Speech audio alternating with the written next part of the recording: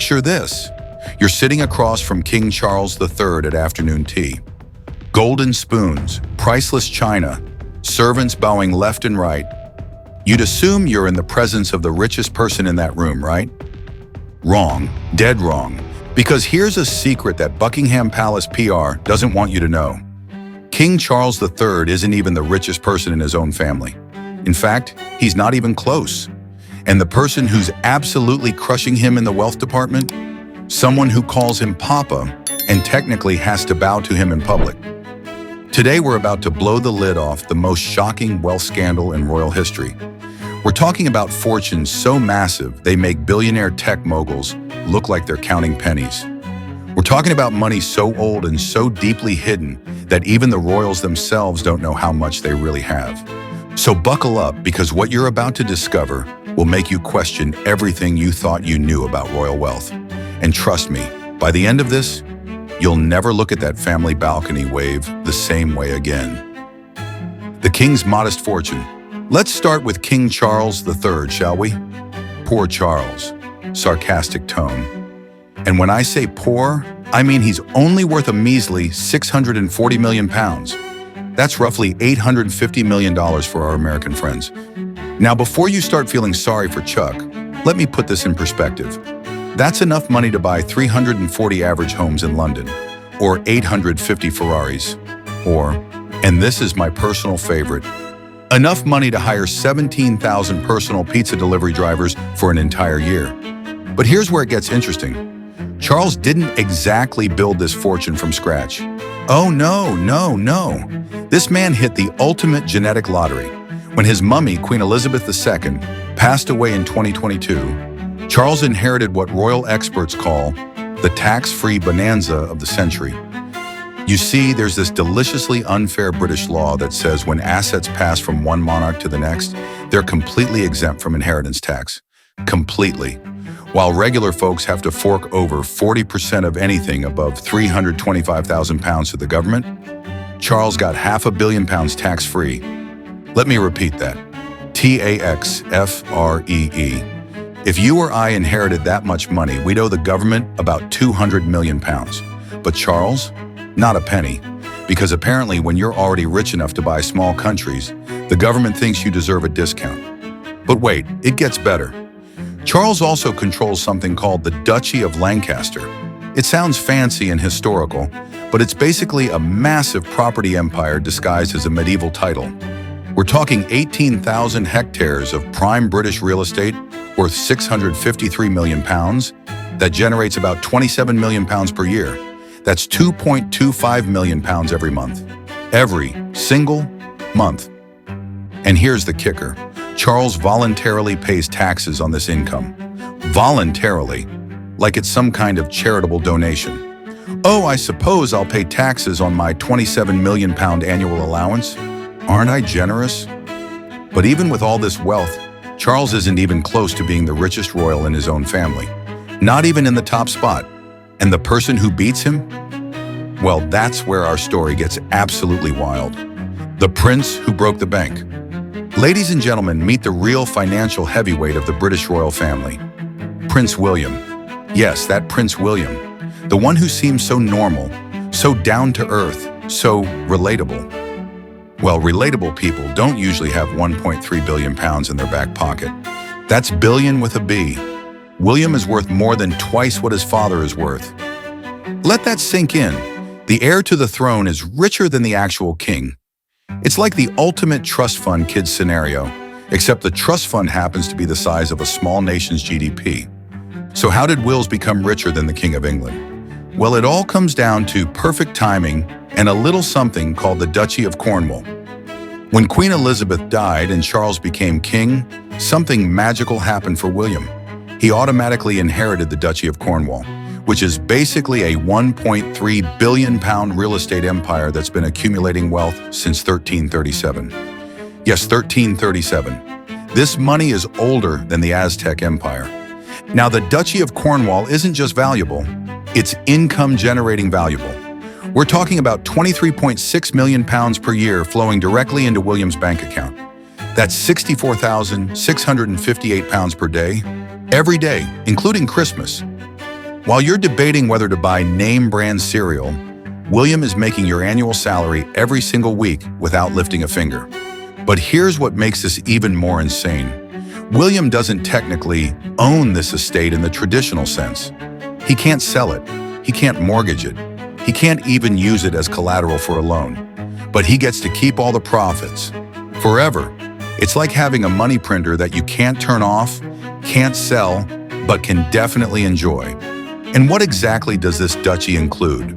Oh, just a casual collection of 133,000 acres spread across 23 counties. We're talking farms, residential housing, commercial real estate, quarries, mines, oyster farms, fisheries, and even a prison. Yes, a prison. William literally profits from people being locked up. The duchy owns some of the most prime real estate in Britain, including parts of London that make Manhattan prices look reasonable. They own entire villages, massive chunks of coastline, and historical properties that date back centuries. And here's the most ridiculous part. The British government considers this a crown body, which means all this income is tax-free.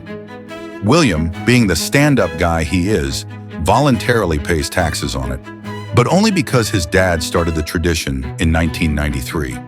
Before that, tax-free billions for centuries. So while Charles is sitting there with his £640 million feeling like the financial king of the family, William is quietly accumulating wealth at a rate that would make tech billionaires jealous. And this is just the beginning of our royal wealth rabbit hole, the global royal money pyramid. Now, you might think that £1.3 billion makes William one of the richest royals in the world, and you'd be absolutely hilariously wrong. Because while the British royals are swimming in their centuries-old money pits, there are royals out there who make them look like they're shopping at discount stores. Let me introduce you to the real heavyweight champion of royal wealth, King Maha Vajiralongkorn of Thailand. This man is worth $30 billion. $30 billion. To put that in perspective, he could buy Prince William's entire net worth 23 times over and still have enough left over to purchase a few small countries for fun. How did he get this rich? Well, turns out that owning massive chunks of Bangkok real estate for generations tends to compound quite nicely. Plus, he has billion-dollar stakes in major Thai corporations. This man doesn't just rule Thailand, he basically owns significant chunks of it. But Thailand's king isn't alone in the embarrassingly wealthy royal club. Let's take a little world tour of royal fortunes that would make lottery winners weep with envy. Saudi Arabia's royal family, the House of Saud, collectively controls about $1.7 trillion. That's trillion with a T. They have 15,000 family members, each getting a slice of this unfathomable pie. King Salman alone is worth $20 billion. That's enough money to buy Twitter twice. Then there's Prince Al-Walid bin Talal, also from Saudi Arabia, sitting pretty with $17 billion. This man founded Kingdom Holding Company and has investments in everything from hotels to tech companies. He's basically the Warren Buffett of royalty, except his investment portfolio could buy actual countries. Moving over to the UAE, we have the Al Nahyan family of Abu Dhabi. They control one of the world's largest sovereign wealth funds, the Abu Dhabi Investment Authority, worth about $790 billion. Sheikh Mansour, one of the family members, casually owns Manchester City Football Club as a hobby investment. Because when you have that much money, buying Premier League teams is like the rest of us collecting baseball cards. But here's what's truly mind-blowing. These aren't tech entrepreneurs who built their fortunes from scratch. These aren't investors who spotted the next big trend. These are people who were literally born into wealth so vast that they can't spend it fast enough, even if they tried. The Prince of Liechtenstein, Hans Adam II, is worth $10.2 billion and owns the world's largest private banking and asset management entity. He's richer than most countries' entire annual budgets, and Liechtenstein has a population smaller than most American suburbs. Meanwhile, back in Europe, we have royals worth only hundreds of millions, feeling relatively poor. The King of Norway has a net worth of $30 million, which sounds impressive until you realize that's what some of these other royals spend on their annual yacht maintenance. And here's the kicker. Most of these massive fortunes come from resources, oil, gas, minerals that were literally sitting in the ground when these families stumbled into power centuries ago.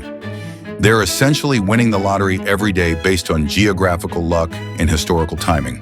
The British royal wealth rankings exposed. But let's get back to the British royals, because even within this relatively modest family, the wealth distribution is absolutely fascinating and completely unexpected. We already know William is crushing it with his 1.3 billion pounds, and Charles is sitting comfortable with his 640 million pounds. But the rest of the family? Well, that's where things get interesting. Coming in third is Princess Anne, Charles's sister, with a surprisingly substantial 50 million pounds. Now, Anne is known as the hardest working royal. She does more public engagements than anyone else in the family. But her wealth doesn't come from royal duties. It comes from her Gatcombe Park estate, which she received as a wedding gift in 1976 and kept half of after her divorce. Here's what's hilarious. Princess Anne, who dresses like she shops at country estate yard sales and drives herself around in decades-old Land Rovers, is worth more than most celebrities will ever see in their lifetimes. She's out there looking like someone's practical aunt while sitting on 50 million pounds. Then we have Prince Harry and Meghan, the royal family's most dramatic exit story. Together, they're worth about $60 million. Now, before their royal exit, Harry was funded by his father and had inherited money from his mother Diana and great-grandmother. But since Megxit, they've been making serious money. Their Netflix deal, $100 million. Their Spotify deal, $20 million. Harry's book Spare, another $20 million advance. They've essentially turned royal drama into a multimedia empire. Harry went from getting an allowance from daddy to making more money than most small nations' GDP by telling family secrets. And here's the ironic part. By leaving the royal family, Harry might actually end up richer than if he'd stayed. Because while William gets his billions from centuries-old land deals, Harry and Meghan are building a modern media empire.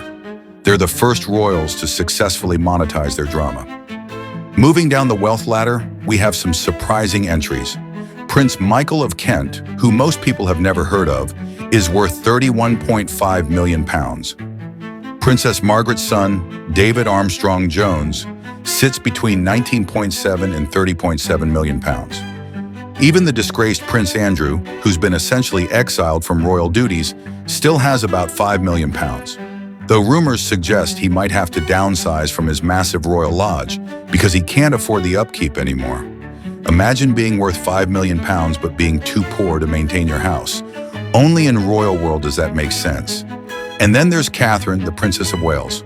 Her personal net worth is estimated between 5.7 and 8.1 million pounds, which seems modest until you realize she married into unlimited wealth. Before marrying William, she was worth about 10 million pounds from her family's party supply business.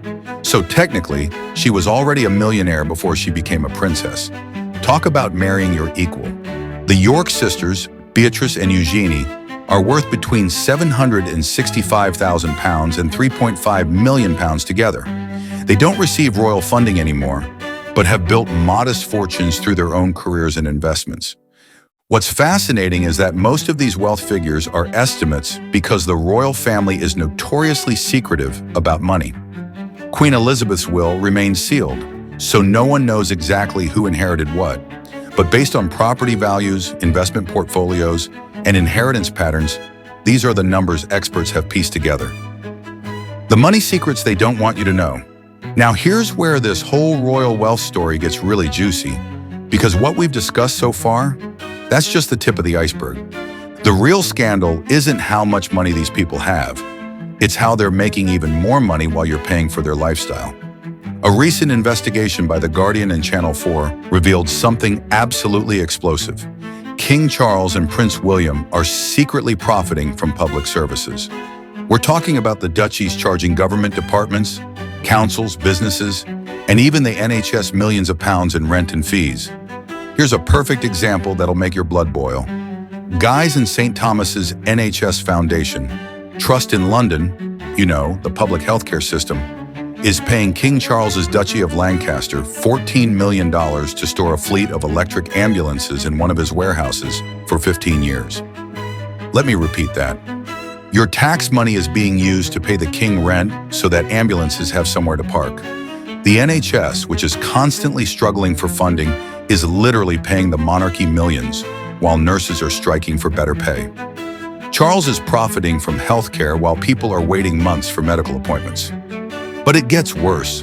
The duchies are charging schools, military bases, and government offices rent for land they've owned for centuries.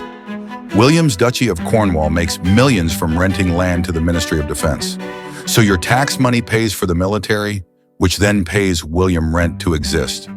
It's like a perfectly designed money extraction machine. The British public pays taxes, those taxes fund public services, and those public services pay the royals' rent. The money goes from your pocket to the government to the royals. It's the most elaborate wealth transfer scheme in human history, and it's completely legal. And here's the most infuriating part. Both duchies are technically exempt from corporation tax, capital gains tax, and inheritance tax. They operate like massive businesses, but with royal tax benefits. It's like having a monopoly on real estate while playing by different rules than everyone else. The duchies even charge for seemingly absurd things. If you want to mine on certain lands, you pay the royals. If you want to fish in certain waters, you pay the royals. If you want to collect shellfish on certain beaches, you pay the royals. They've monetized the most basic natural resources that should arguably belong to everyone. Meanwhile, the Crown Estate, which is separate from the duchies, generates about £400 million per year, and the royals get 25% of that as the sovereign grant. So they're making money from their private estates and getting a percentage of the national royal estate. It's like having a salary, rental income, investment returns, and a government allowance all at the same time. Except the salary is £132 million per year from taxpayers. The rental income is from businesses and government departments that have no choice but to pay, and the investment returns are tax-free. And while all this money is flowing in, the royals are simultaneously arguing that they provide value to Britain through tourism and cultural importance. It's the ultimate have your cake and eat it too scenario, the billion-dollar family business. So there you have it. King Charles, with his £640 million, isn't even the richest person at his own dinner table. Prince William, the supposedly modest future king, is sitting on £1.3 billion and earning £64,000 every single day from estates he didn't build, didn't buy, and can't sell. Meanwhile, royals around the world are playing in financial leagues that make British royalty look like a quaint local business.